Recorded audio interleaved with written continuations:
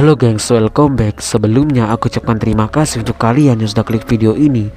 Seperti biasanya di channel ini, aku akan membahas 3 video creepy serta viral di media sosial.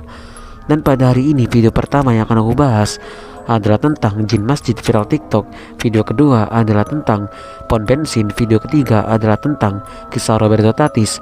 Ya udah, daripada kalian penasaran, kita nggak usah lama-lama, langsung saja kita mulai ke dalam bahasan videonya berikut ini. Jadi gengs, di video pertama kita diperlihatkan dengan sebuah FYP yang viral di TikTok tentang sebuah postingan ini gengs, dimana postingan tersebut setelah aku telusuri menunjukkan sebuah kejadian yang terjadi di salah satu masjid di daerah Indonesia, namun tepatnya tidak diketahui terjadi di daerah mana gengs. Di dalam video itu terlihat 2 orang remaja yang sedang membangunkan orang sahur dengan menabur beduk dalam sebuah masjid. Namun tiba-tiba mereka merekam kegiatannya tersebut. Ada sebuah penampakan yang terjadi di kaca depan masjid dan hampir masuk gitu gengs, dan seperti bayangan putih yang melintas gitu gengs.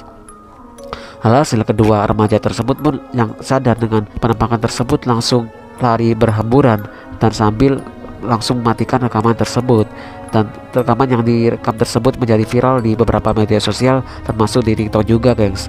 Dan diduga kejadian ini baru-baru saja terjadi sekitar kemarin gengs, namun masih belum diketahui kejadian tersebut terjadi di daerah mana, tapi itu sudah jelas sepertinya terjadi di negara Indonesia gengs. Sedangkan pembahasan kedua adalah tentang sebuah tragedi CCTV yang terjadi di luar negeri. Di CCTV tersebut terlihat seorang yang lagi berada di pom bensin, dan entah kenapa di pom bensin tersebut sebenarnya sangat sepi sekali, dan si pria itu menuangkan di salah satu pom bensin tersebut ke sebuah curiga. Lalu beberapa detik kemudian, secara tidak disangka pria tersebut menyeramkan seisi curiga bensin tersebut permukaan tubuhnya dan langsung bakar tubuhnya tersebut. Diduga pria tersebut adalah ODGJ ataupun orang yang mau melakukan aksi bunuh diri gengs. Alhasil pria tersebut langsung kepanasan dan teriak kesakitan yang luar biasa, dan beberapa detik kemudian pun beberapa orang mencoba untuk menolongnya dan memadamkan api tersebut.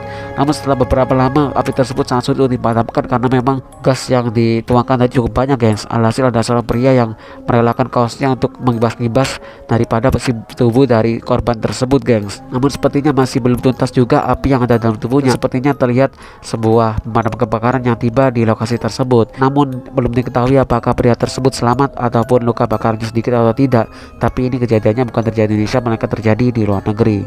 Sedangkan di bahasan ketiga kita akan membahas sebuah kasus yang pernah terjadi di negara Kolombia tentang kisah Roberto Tatis. Siapakah dia dan bagaimana kisahnya? Langsung saja kita simak bareng-bareng ceritanya.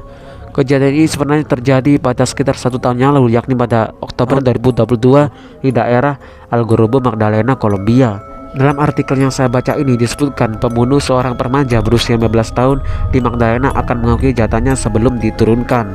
Diketahui masyarakat setempat telah menghukum mati seorang pria bernama Roberto Tatis yang diduga melakukan pembunuhan terhadap seorang wanita bernama Kathleen Rodriguez. Kejaksaan Agung mengungkapkan bahwa tersangka pembunuh remaja Kathleen Rodriguez Cordoba, seorang anak di bawah umur yang diperkaos, disiksa dan dipotong-potong di pedesaan Kota Madia, Algarrobo, Magdalena, mengakui pembunuhan tersebut kepada penduduk setempat. Namun sebelum ditangkap oleh pihak kepolisian, penduduk setempat langsung menghakimi Roberto Tatis tanpa ampun sampai meninggal dunia di lokasi kejadian gengs. Sebelumnya memang Roberto Tatis tidak mengakui hal tersebut, namun ia lalu mengakui melalui panggilan telepon. Namun beberapa jam sebelum dijemput polisi, ia digantung secara brutal oleh masyarakat setempat. Seorang jaksa dengan fungsi pengawasan jaminan Kota Madia itu bertugas melakukan investigasi dengan agen Korps Investigasi Teknisi pada saat itu.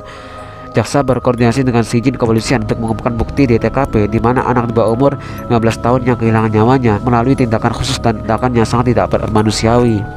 Setelah bukti yang signifikan dan permintaan kepada hakim di Aracataca serta perintah penangkapan terhadap tersangka Roberto Tatis de la Rosa diperoleh, yang tidak dapat ditegakkan dikarenakan yang terlibat dalam pembunuhan Roberto Tatis adalah masyarakat. Menghadapi pengungkapan tersebut, Direktur Kantor Kejaksaan Magdalena, Miriam Rojas Parra, menyatakan bahwa perintah tuntutan terhadap Roberto Tatis diberikan pada pukul 19.04, tetapi sama sekali tidak dapat diwujudkan penangkapan tersebut karena warga langsung menangkap sendiri dengan tangan mereka sendiri pada pukul 18.50 gengs. Dia menambahkan bahwa kejaksaan membuka penyelidikan terhadap tersangka pelaku pembunuhan terbaru dari kasus ini. Sebelumnya bahwa diketahui seorang remaja wanita bernama Kathleen Paula Rodriguez Cordoba dilecehkan, dibunuh dan tidak manusiawi di daerah pertanian El Papayal yang terletak di daerah pedesaan Algarrobo, Magdalena, Kolombia. Tubuhnya kemudian dibiarkan cacat begitu saja di lokasi pertanian terdekat tempat tepatnya tidak jauh dari rumah si gadis tersebut, guys. Seperti biasanya di channel ini aku tidak menampilkan videonya karena terlalu sensitif.